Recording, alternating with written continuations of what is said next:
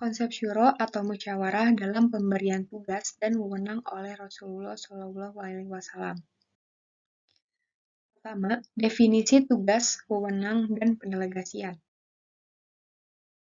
Tugas, menurut Anwar, memiliki beberapa makna, yaitu pekerjaan yang menjadi tanggung jawab seorang, pekerjaan yang dibebankan, dan sesuatu yang wajib dikerjakan atau yang ditentukan untuk dilakukan. Sedangkan wewenang adalah alat atau hak untuk memerintah orang lain untuk melakukan sesuatu agar tercapainya tujuan tertentu. Tanpa adanya wewenang, orang dalam sebuah lembaga atau organisasi tidak dapat berbuat apa-apa. Dalam wewenang selalu adanya kekuatan dan kebenaran, tetapi dalam sebuah kekuatan belum tentu terdapat wewenang yang baik. Dan yang terakhir adalah pendelegasian. Pendelegasian adalah pemberian kekuasaan kepada seseorang untuk bertindak terhadap kita, di mana di dalamnya terkandung apa yang dimiliki oleh pihak yang diberi kekuasaan untuk bertanggung jawab kepada pihak yang memberi kuasa. Pemberi delegasi perlu melihat secara sesama objek yang didelegasikan serta pihak yang akan menerima delegasi. Perlu menyesuaikan antara kemampuan penerima delegasi dengan objek, begitu juga sebaliknya, penerima delegasi perlu menyadari batas kemampuannya sendiri, sehingga tidak memikul beban dan tanggung jawab melebihi kapasitas dirinya. Berdasarkan uraian yang telah dijelaskan, maka dapat dipahami bahwa pendelegasian tugas dan wewenang merupakan pelimpahan atau pemberian tugas, otoritas, dan tanggung jawab dari pimpinan atau kesatuan organisasi kepada seseorang untuk melakukan aktivitas tertentu. Yang kedua, ada pembagian tugas dan pendelegasian wewenang. Pada setiap pemimpin pasti ada keterbatasan, sehingga dalam Islam dikenal adanya pendelegasian wewenang sebagai langkah antisipatif terhadap keterbatasan pada pemimpin. Seorang pemimpin bisa saja sakit, pelupa, kelelahan, keterbatasan waktu bekerja, dan sebagainya. Dalam hal ini, Rasulullah banyak mencontohkan pendelegasian wewenang kepada para sahabatnya, yang tentu saja disesuaikan dengan kemampuan, keahlian, dan kecenderungannya masing-masing. Semangat pendelegasian ini diawali dengan pendekatan yang lemah lembut, saling pengertian, dan musyawarah di antara mereka. Dari penjelasan tersebut dapat kita ambil contoh ketika Rasulullah menjalankan fungsi pendelegasian di saat Allah menurunkan ayat larangan minum khamr atau anggur. Rasulullah kemudian memanggil Umar bin Khattab untuk menjalankan perintah Allah ini. Umar memiliki dasar ilmu pengetahuan dan kuat dalam menjalankan agama. Umar diperintahkan Rasulullah untuk berkeliling di pasar-pasar dan memecahkan semua botol minuman anggur yang ditemuinya.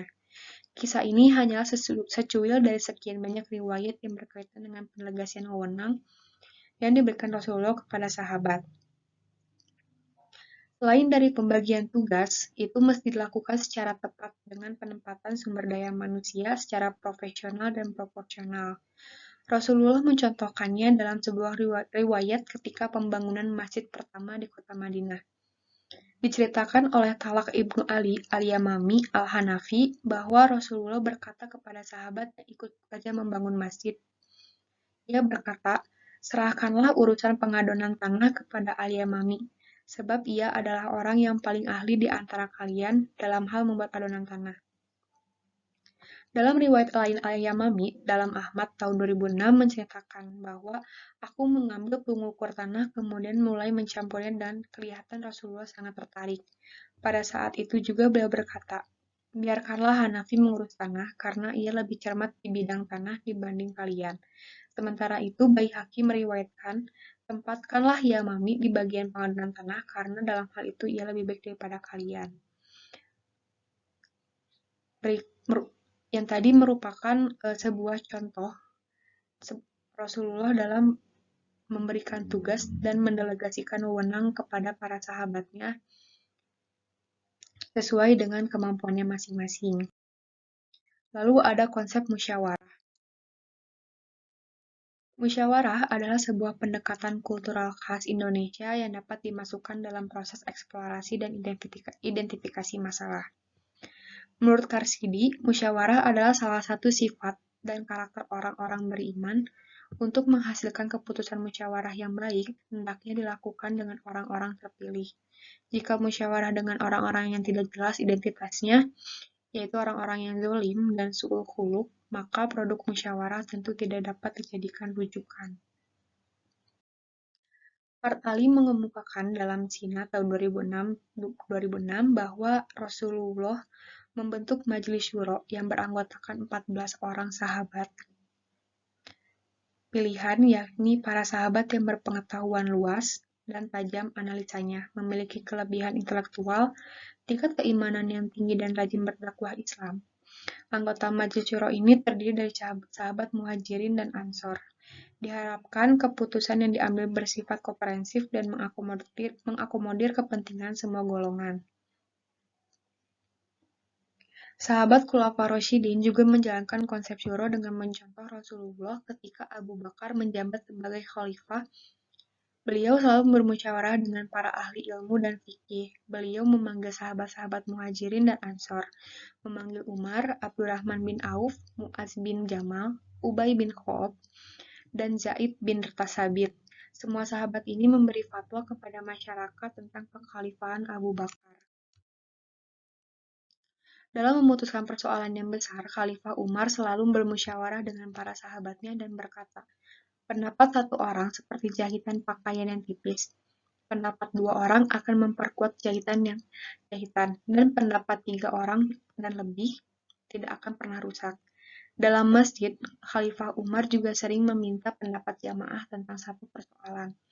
Beliau melontarkan pendapatnya dan pendapat kaum muslimin dalam satu majelis syuro, di mana majelis ini beranggotakan 14 orang sahabat. Jika telah terdapat kesepakatan, maka Khalifah Umar akan menjalankannya. Dalam syuro terdapat kekuatan dan keterkaitan antara kaum muslimin. Syuro ini mendorong munculnya pemikiran kolektif, pemahaman bersama, dan menguatkan rasa ukhuwah Islamiyah. Sekian penjelasan mengenai konsep musyawarah dalam pemberian tugas dan pendelegasian wewenang yang dilakukan oleh Rasulullah SAW. Sekian dari saya, mohon maaf jika ada beberapa kata-kata yang salah dan beberapa materi yang mungkin masih ada yang harus diperbaiki. Saya mohon maaf. Saya ucapkan terima kasih. Assalamualaikum warahmatullahi wabarakatuh.